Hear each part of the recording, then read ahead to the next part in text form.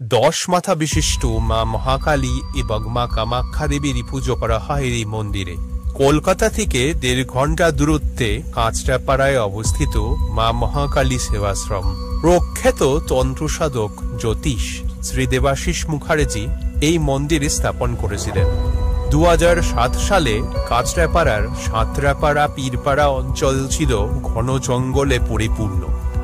দেবাশিস বাবু ততদিনে তন্ত্র সাধক এবং মায়ের উপাসক হয়ে উঠেছেন। তারপর তিনি বেশ কয়েকজন মহান আঘরি বাবার সহযোগিতায় মন্দিরের ভূমি পুজো সম্পন্ন করেন এবং তারপর পঞ্চমুণ্ডের আসন স্থাপন করে মা মহাকালী এবং মা কামাখ্যার পুজো শুরু করেন। আজও এই মন্দিরে নিত্য পুজো হয়।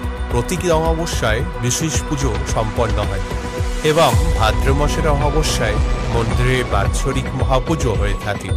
বহু মানুষের আগমন হয় ওই দিনে। মন্দিরে আজও তন্ত্র সাধনা হয়ে আসছে।